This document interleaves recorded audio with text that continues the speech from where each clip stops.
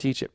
But here's the idea. Whenever you're dealing with oscillators, certain oscillators in particular, we can actually draw trends on them just like we do with stocks. Much like a stock price, we can draw a trend line on the oscillator. And then these trends, they're not price trends, but they're rather momentum trends. They're showing the trend in momentum. So we can use these trend lines not to trade the stock. And please understand, we're not using these trends to trade the stock, but rather we're using the trends to help us determine when the momentum is changing and when we might want to wake up and pay attention to some of the moves. This can help us predict price trend changes. It can help us predict a lot of stuff. But most specifically, it helps us understand when that momentum is changing, and then we can use some inference in that indication to kind of pinpoint some other directions that may be happening as we move forward. Let's take a look over here at this picture of Baidu. I've actually marked 3 on here. Notice the one on the left, the far left over here, is actually an inverse head and shoulders pattern. And so that's kind of interesting that we had a little pattern in here of a head and shoulders basis. Then once we broke that neckline, well, we didn't have a major reversal, but we did have a trend switch. And it gave us a good opportunity to get out of that trade until it reversed in the other direction. A more practical one is this triangular pattern that you had in here. It looks like an ascending triangle. You can see how that formation shaped up there. And when we had the momentum breakout here, it coincided with a reversal in the trend. And so that trend that had moved from about $110 a share all the way up to about $150, $160 reversed suddenly. And even though the overall movement was not a major trend, it was a big enough cycle and a range-bound move that that we could actually trade it and make some good profits on it. Moving over here to January to March, notice that we actually had a support appearing in our oscillator in this case, it's the RSI oscillator, during this entire trend. And so what happened is while the trend is moving higher, we're getting a support with each of those little corrective swings, showing us where there's a good chance that that trend would find more support. And so in this particular case, it actually raises the oversold level. Instead of having oversold way down here at the bottom where we normally would have it, in the case of a trend like this, oftentimes that oversold level will create a new support in the oscillator, and that becomes your new level where you can actually get a pretty good idea of where momentum might be shifting. Okay, pretty interesting, huh? As we kind of wrap things up here with our discussion on oscillators, all these things that I've just talked about, it works with pretty much every oscillator. So you really don't have to sit here and say, well, does that work with RSI? Does that work with stochastics? It doesn't matter. All these principles are generally speaking going to work with all of the oscillators. So if you learn to use one of the oscillators, then you should be able to technically go out and apply it to most of your other oscillators. And even other oscillators that calculate the data a little bit differently, the shift of learning how to use them, it's very similar. It's kind of like learning a charting, or not a charting software, but a piece of computer software, maybe a computer operating system. Once you've learned one of them, they're all going to kind of operate in a similar manner. And that's the basic idea behind these oscillators. All right, now as we think through the various oscillators that are available to us, there are tons of oscillators available. And the good news is you do not need them all. In fact, I would encourage you to not even try to pick all the oscillators and see which ones you should use. I suggest you pick a couple of them. We use 3. We use the MACD, the RSI, and the stochastics that I'm going to teach you here in a minute. We use these 3 oscillators, and I suggest you pick 2 or 3 that show various views of the data and just use those. And I do want to issue you a really major warning here. It is very easy to get caught up in the variety of oscillators and the variety of signals that they offer. Keep your focus on the outcome. If you try to get caught up into what the various indicators are and all the different ways you can use them, it's really taking you away from your purpose of learning to trade and learning to make money. And it feels like you're going in the right direction, but you're not. Those of you who are mathematic, those of you who are scientists who want to have all the data, have empirical data and say, definitely this is the direction of the trade, you're the ones that are going to be tempted to look at all these oscillators and try to figure out which combination of them is perfect. And I'm just going to tell you, there is no perfect combination. Okay, so get over it, accept it. don't try to be all things to all trades, and understand that it's a process. It's an art, really, more than anything, of learning to apply the data that you're getting and pulling it into a trend and a trading approach. All right, now with that said, even though I told you, even though I told you that you don't need all of them, boom, here's a bunch of them. This is just a few of the oscillators that are available to us. We've got the rate of change, which is a very popular oscillator. We got relative strength, MACD, of course, stochastics. We got the trend deviation oscillator, which is very similar to the MACD, linear regression, the R-square, volume rate of change. We got the money flow. We got the Chande momentum oscillators. Commodity channel index is a very popular oscillator. Williams percent R is a very popular one. We got the Q stick. These are just a few of the very popular oscillators that are out there. And technically, again, you could get lost trying to learn about all these things and trying to figure out which ones you should use. I have pulled out three that it appears in most of my research are the three most common, and they are the three that I have been very happy with for a very long time. I do not sit around and try to come up with new oscillators. I do occasionally look at various oscillators and see what kind of information they have. And, occasionally I play with some others. But honestly, if you just focus on these three oscillators I'm going to teach you right now, you should be very happy. And just be content to be happy. That's the best I can tell you. Just be content to be happy. If you can do that, you're going to be a lot more peaceful in your trading. All right, let's look at these three oscillators. Three oscillators we're going to talk about are the RSI, the stochastics, and the MACD. RSI, stochastics, and MACD. RSI refers to the relative strength indicator, and this should be distinguished. It is the relative strength indicator relative to the stock itself, not relative to another index. Up until the time J. Well Wilders put this indicator together, most of the time when we talked about relative strength, we were talking about, for example, what is Sears relative to the retail sector, or what is the retail sector relative to the Dow Jones Industrial. So it was relative to an index most of the time. The RSI indicator, the Wilders RSI indicator, is very different. It actually compares the stock's price relative to itself. Now, this was first presented in 1978 in Wells Wilder's book, New Concepts in Technical Trading. Of course, those concepts are far from new now.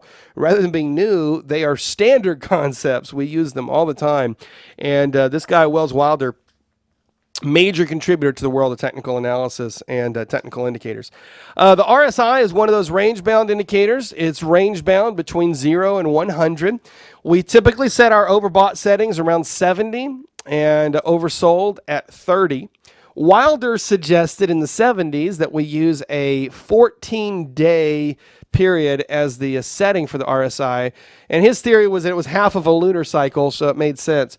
I'm not sure that I buy into the lunar cycles necessarily. You're welcome to use the 14 period.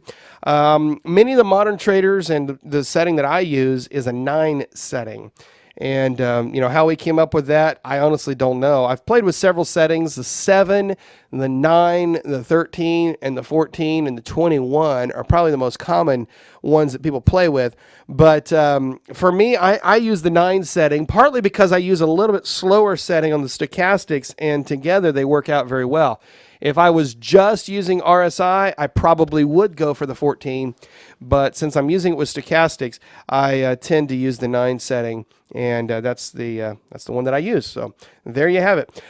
In practical use, how do we use this thing? Well, RSI shows us overbought, oversold levels. It shows us divergence, and this is one of the indicators that you can actually do a pretty logical trend line construction, like I showed you just a minute ago. So we'll look at that as we move forward here. Sometimes we even see chart patterns on the RSI, which I showed you just a moment ago as well. So let's look at each of these. Here's the RSI from an overbought, oversold standpoint.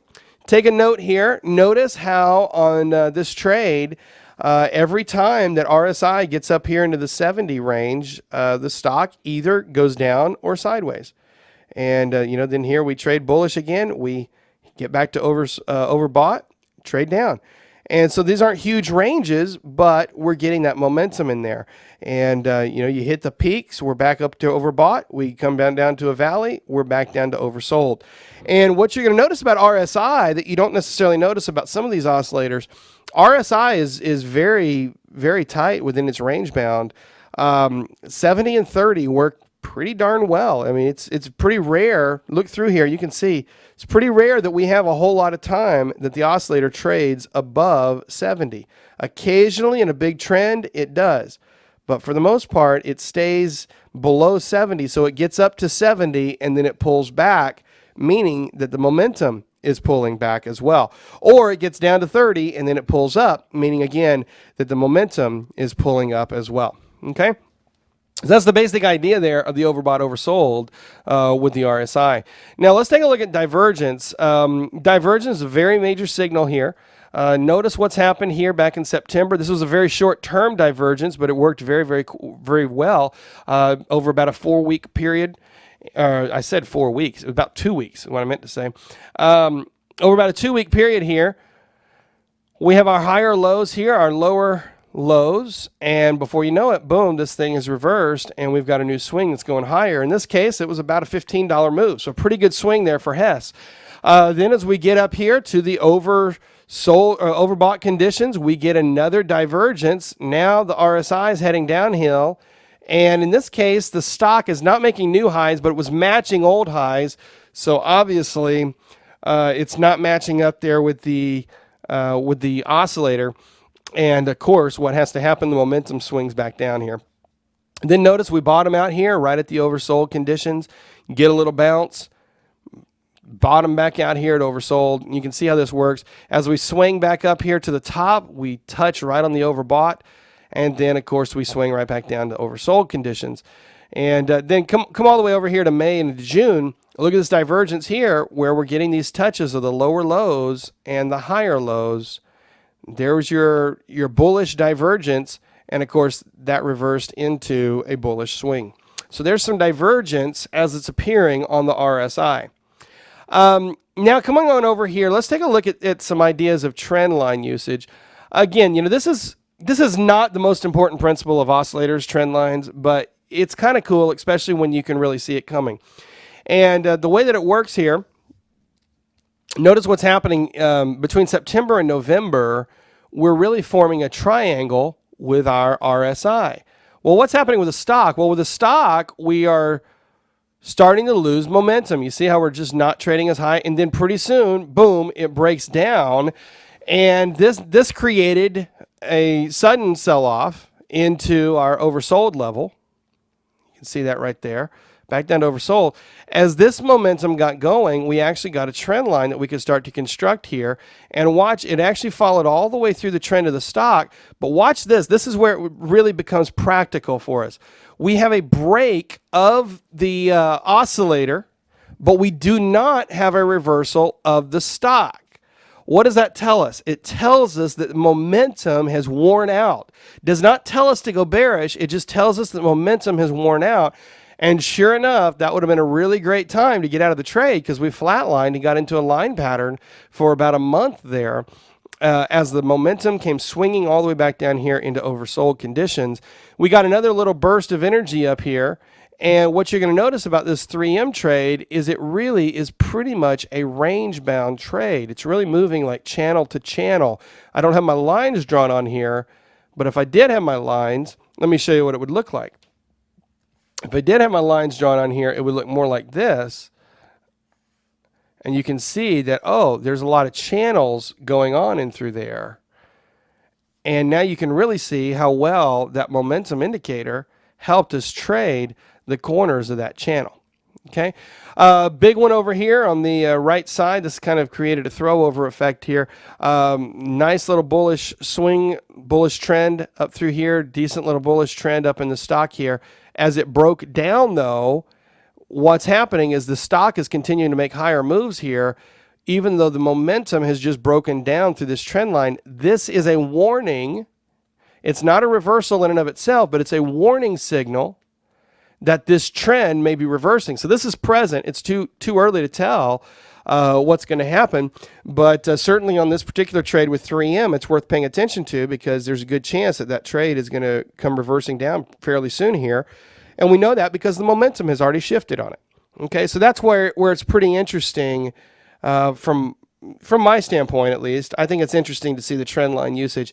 Again, you guys have seen me use these a lot in Power Trader. You know that I don't sit here and draw a whole lot of trend lines on my oscillators, but occasionally you do see me do it. And so I did want to address it in class and see if it's practical for you. Okay. Here's my settings that I use for RSI. The days used in my settings, a period of 9 with overbought and oversold set at 70 and 30. More traditional alternative setting is to use the days in the indicator as 14 with the overbought and oversold still set at 70. You will also notice the more days involved, the tighter you need to set overbought, oversold. If you set a longer period, like maybe a 21 period or even a 28 period, what you would notice is the overbought, oversold, you may never get there. And so you might actually have to collapse those a little bit tighter, more like a 65, 35. I don't recommend that necessarily, but if you want to, you want to go play with it, you're welcome to. Here's a comparison of those two together.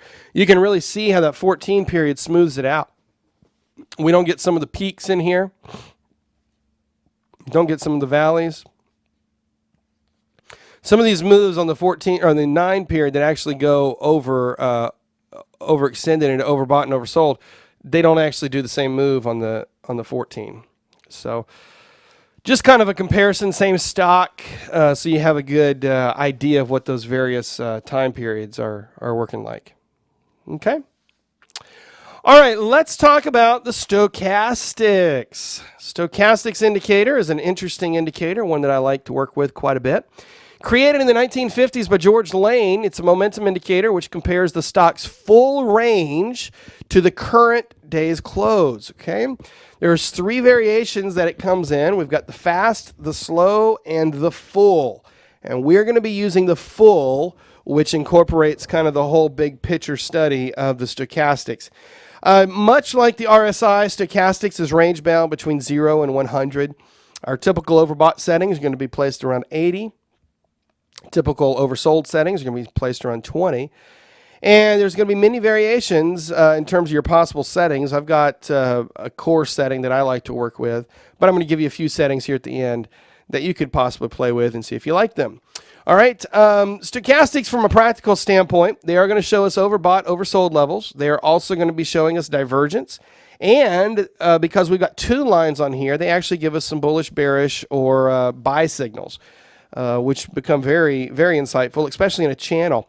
Stochastics is most practical in a sideways range-bound market, or maybe more specific, stochastics is exceptionally practical in a channel. If you're trading a sideways channel or even a bullish or bearish channel, your stochastics is absolutely impeccable. I mean, it's just an amazing indicator for that type of a market. During a trend, stochastics tends to get overextended and stay there. So you don't necessarily want to use it certainly to get into the trend. Where it is practical from a trending standpoint is getting out of the trend. Almost always, like clockwork, stochastics gives you a great little signal saying get out of this trend. But getting into the trend, not so much. During the trend, sometimes really awesome in a sideways move. All right, take a look here at this picture and just notice the basic formation that you see happening here with the oscillator. We've got the 2 lines instead of 1. Still have overbought, oversold. I've indicated it with red and green here. And you're going to notice with stochastics that they tend to go over the overbought line and then come back through. That's the signal. That's actually the signal that, hey, we're going in the opposite direction. We come down below the oversold line and then come back up. That is the signal that we're actually heading up in the opposite direction there. And again, just like with the RSI, we're measuring momentum, not necessarily the trend. So, what will happen is, for example, in this little swing here, we swing very much overbought, and then we didn't really go down until just a little bit right here at the end of that little move there, but the oscillation, the momentum came all the way back down.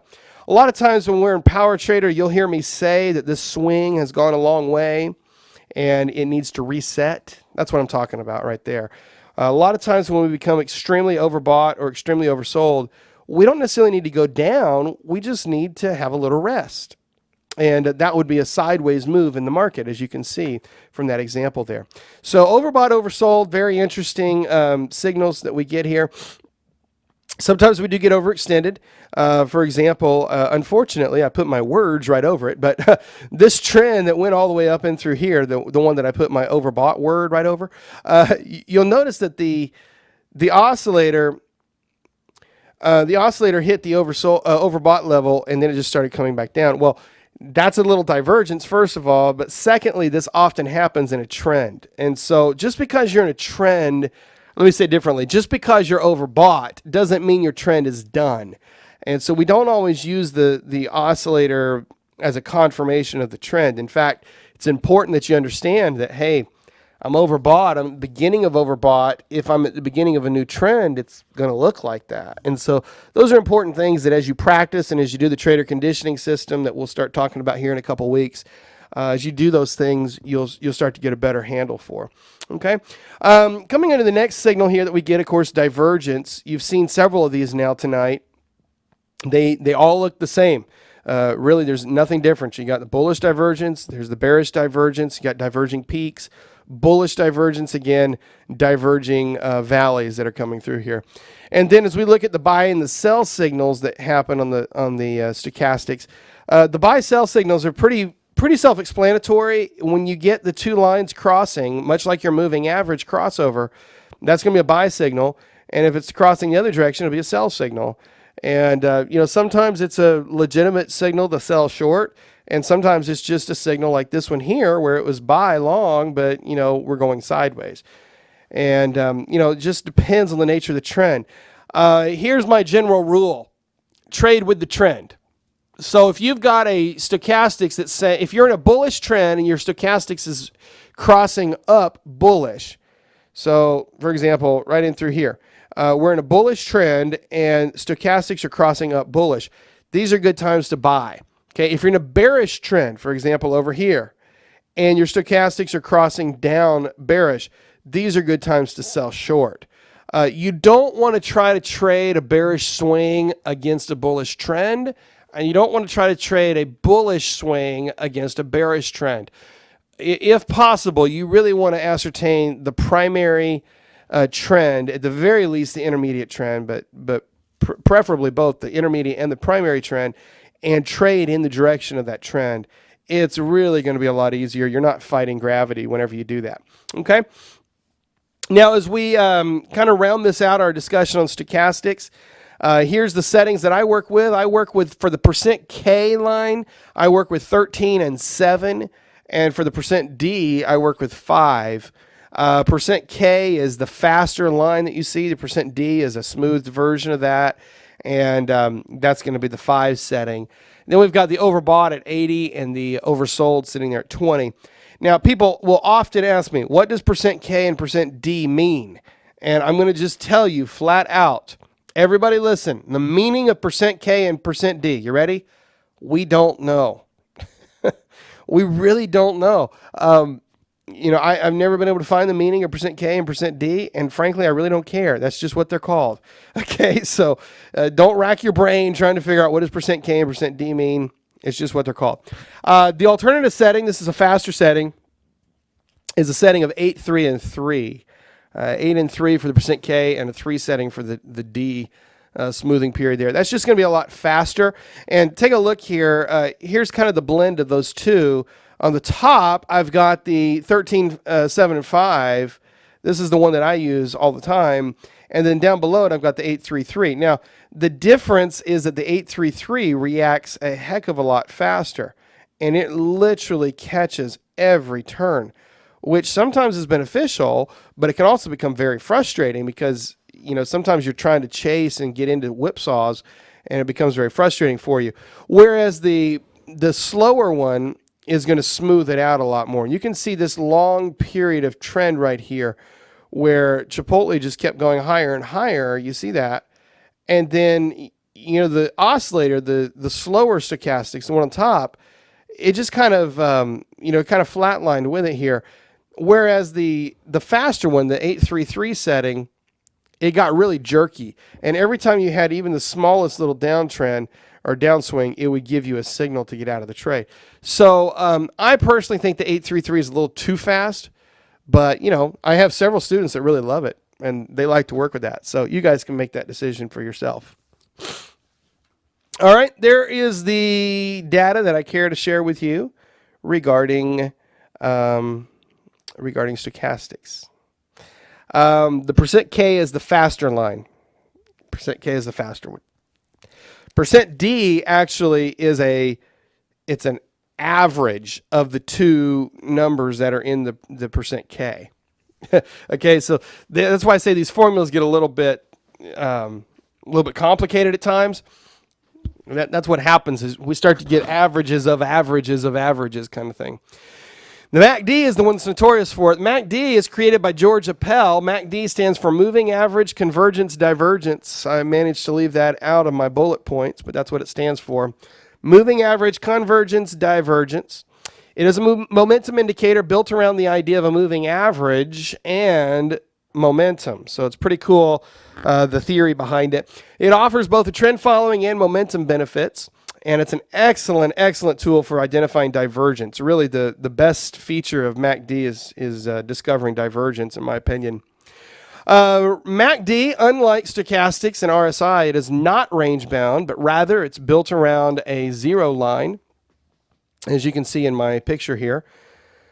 Built around that zero line. It's not great for identifying overbought and oversold levels because there's no limits to the range. You can identify them, but the way you do it is it's very relative. You just look back to the historical positions of where that stock had been overbought or oversold, and you end up drawing kind of your own overbought, oversold lines. I don't particularly like doing that. You could do it. I could measure momentum overbought, oversold levels with it, but I don't think that's the best way to use it. The formula, the way that it works, is it takes that 12-day exponential moving average and it subtracts a 26-day exponential moving average. This creates the MACD line. In my example here, that would be the green line. That's the MACD line. Okay, so in other words, we're taking a 12-period exponential moving average and a 26-period. We're factoring them together into one line. That's the green line.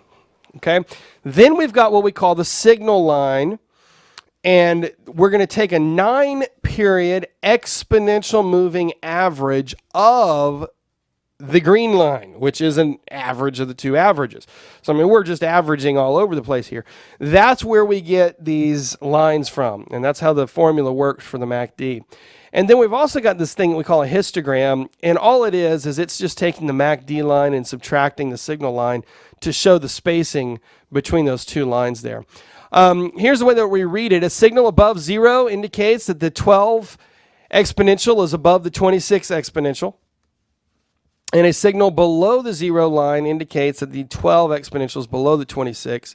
Thus, if we're above it, we're in a bullish move. If we're below it, we're in a bearish move. It's that simple. In practical use, how does it work? Well, when the MACD is above 0, it indicates a bullish trend. When we're below 0, it indicates a bearish trend. Divergence is very valuable with the MACD. That's really the best signal that we get with it. When the MACD and the signal lines cross, it indicates a possible change in direction, much like the stochastics indicator that we've got. Okay, so let me pull over here to another screen and show you guys what I'm looking at with this MACD. Notice that pretty much every time we cross over the 0 line or down below it, we're really kind of cycling through a new direction. You can see that 0 line really is the momentum changer. When you're in a bullish trend like this one over here that started in September, we pretty much stay above the 0 line during that entire trend. And the reason for that, again, is because that measurement, that MACD line, is measuring those two moving averages. So if I were to put a 26 and a 12-period exponential moving average on here, you would find that those averages are actually putting us in a bullish trend, just like the moving averages that we've already learned about back in level 1. Remember the moving average system? When you're above the averages, you're in a bullish trend. When you're below the averages, you're in a bearish trend. You got the moving average cross. Well, George Appel was one of the people that actually really understood the idea of the moving average cross, and he factored it into this MACD indicator. So that blue line that you see on my screen here, it's really measuring a moving average cross. That's really what it's doing. And so when it's heading up, we've got a crossover there. When it's heading down, we've got another crossover. And then the orange line is smoothing it out. If you can imagine the blue line were a line chart, the orange line is the moving average of that. So when you get a cross, it's signaling that the momentum is shifting in the opposite direction. Now, it doesn't necessarily mean it's a reversal, but it does signal a shift. And so that's the idea. In a bullish trend, again, we're going to stay above that zero line all the way up and through here. In a bearish trend, it'll be the opposite. Take a look here. In a bearish trend, we're going to cross down below that zero line, and most of the trend, we're going to stay below it, as you see we did, except for this one picture right here in July. For pretty much this entire trend, we stayed below it. And then you can see at the end of this trend what a major, major divergence we had coming into play here. Very, very obvious divergence happening. And that brings us to the MACD divergence. MACD divergence is very obvious, and it's a very, very good signal. This is the one that I'm always looking for. If I see divergence on stochastics or RSI, I mention it, but the one that I'm really looking for is the one that happens on MACD. Okay, so that's the one you're looking for. And then we've got the buy and the sell signals. And the buy and sell signals, notice that they're a little bit late. It always seems that, I know people that really like these signals. I don't. The green arrows or the green spotlights show the bullish buy signal. The red ones show the bearish one. But they always seem a little bit late to the party. So I personally think we get better buy-sell signals than these, but it's worth it to tell you how they work. So there you have it. The settings that we're going to use for the MACD are going to be the default settings. Those settings come in at 12, 26, and 9. These are the default settings for about 90% of the charting softwares that are out there. Are going to set it up just this way. When I say 90%, it's probably 99%. I mean, pretty much every charting software. 12, 26, and 9. That fast average is the 12 period. The slow exponential average is the 26, and then it's all factored together with the 9 to get the complete setup for you. All right, so that is the MACD, the RSI, and the stochastics. And now I think it's safe to say that you guys learned a good bit about oscillators. All right, now let's give you some action steps and take some commentary here. Here's what I want you to do. I want you to set up the 3 oscillators in your charting software. If you're using Trade Navigator, it's already done for you. I've already got those templates set up for you. Look for the template that's called TSU 3 oscillators. Look at several charts and work on identifying the signals that we discussed. I would suggest that you just put a lot of time on your charts and you go back and forth and you look for reversals, look for divergences, and say, oh, look at that. That's pretty interesting. Make some really good observations, and then see if you don't have any signals based on what we've talked about. See if you have some signals setting up in your virtual accounts, or setting up that you could place trades on, I should say, in your virtual accounts. And then, obviously, I want you to place those trades and see what you can do with it. All right? And that brings us to the end of our discussion. So I will take a few comments from you here, but I'm going to be honest with you guys. I try not to ever be dishonest with you, but here's my full honesty. I'm not feeling really good at all today. I don't know what's going on, other than I think I was talking with the other guys. I'm not really sick. I just have a headache and don't have any energy today, and I don't know where it went. It just disappeared. I've been fighting it all day. And we've concluded that we think that because I was trying to be healthier and yet again stop drinking Dr. Pepper, we've concluded that my body's detoxing. And it's releasing all those toxins into my bloodstream, and I think that's why I'm feeling a little lethargic. But I'm really not on top of my game, don't feel super great. So if we end class 10 minutes early, it's not going to upset me here. Ed says I need a 5-hour energy. Do I really need a 5-hour energy? Thank you. I appreciate those of you saying that this was a much better class than the other classes. Dennis says he feels pressure from Hurricane Isaac. How many of you guys are in the Gulf and you're feeling some concern from Hurricane Isaac? The truth about my little detox is I wasn't intending to detox. Sometimes I do this intentionally. But I did wake up early this morning. I went to work out. I worked out. I got my blood flowing, did all that stuff. And got to the office, was feeling good, just drinking water, clearing out my body, did all the right stuff. And then I started feeling sleepy. So I drank this stuff called Spark that, has got a bunch of caffeine and taurine and crap in it. That didn't wake me up. Then I finally, about 3 o'clock, I finally caved in and started drinking some sugar and Dr. Pepper. That didn't clear me up. That didn't help. Then I went full blown. I said, okay, that's fine. I'm going to eat sugar. So I ate some Reese's peanut butter cups. That didn't help me out.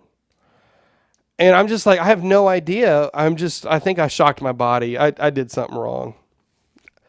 Yeah, I need a nap. That's it. Crashing from all the sugar. That's probably it. Who knows? Who knows? Bottom line is I need to get the crap out of my body and stop putting it in there. That's what I need to do. Scott Anderson suggests that I just drink bourbon. Yeah, that's what Jeremy Newsom suggested. But, I need dark chocolate, says Paula. Paula, I'm all about the dark chocolate. That's what I need. Get some good dark chocolate antioxidants. I even tried the green energy drinks. I drank a bunch of that this morning. I mean, I'm telling you, I did everything I knew to do. It just didn't work. It didn't work. All right, well, I tell you what. Yeah, I messed up on all the detox stuff. That's it. Yeah. That's it. I need a margarita, says Oscar. Maybe that's what I need. It would certainly knock me out, but I do have a late class tonight, so I'm going to try to maybe take a little nap between these classes, feel a little bit better. And tell you what, you guys have an awesome night, and blessings to all of you. I hope that what you learned tonight was great, and review it, get your questions together, and let's see if we can't refine it to even a better class. Lots of new information in here, and I think all in all, it's going to make you guys better traders. So give me your feedback. Definitely love to hear your feedback and see how you guys all feel about it. You guys have a great night. Have a great Tuesday. I will see you Wednesday night when we get back together for Indicators Part 2. Happy trading to all of you, and good night.